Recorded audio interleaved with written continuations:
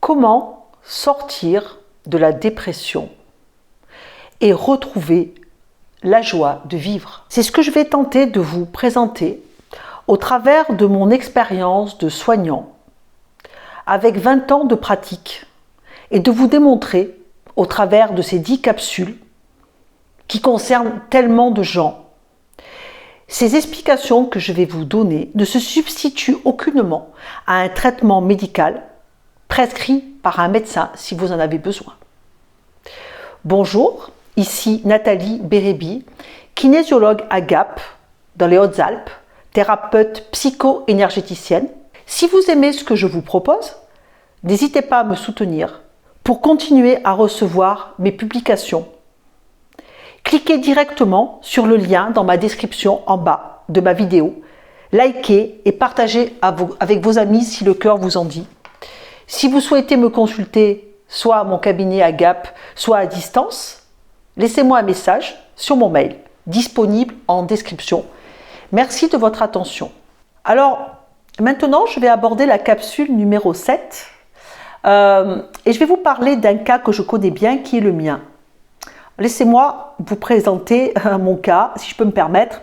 Donc, je m'appelle Nathalie Bérébi, je suis praticienne en relation d'aide depuis 2001.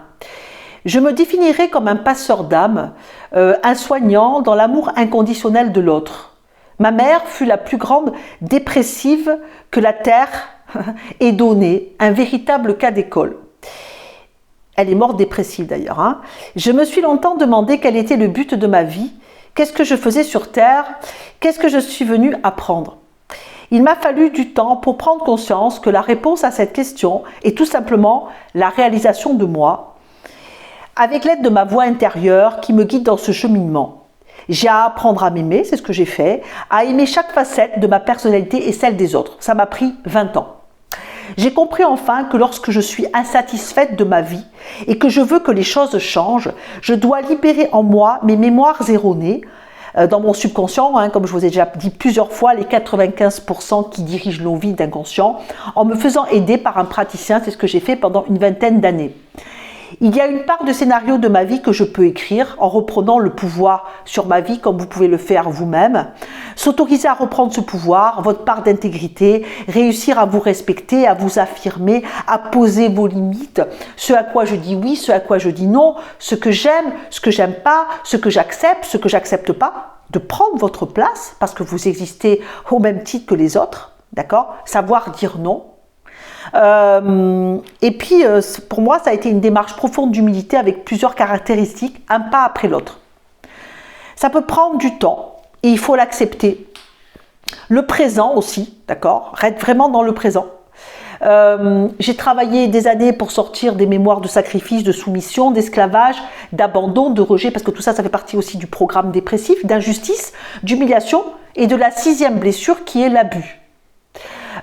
Pour enfin oser être moi-même. Tout ça a eu un prix, hein, forcément, il y a un prix à payer financièrement et puis à tout point de vue. Ça a remis en cause tout mon système de croyances, mon éducation, mon conditionnement, mes habitudes, mon point de vue sur la vie.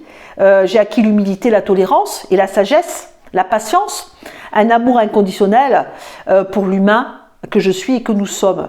Gratitude envers moi et envers l'univers. Notre droit divin de naissance, c'est d'être heureux. C'est notre seul droit d'ailleurs.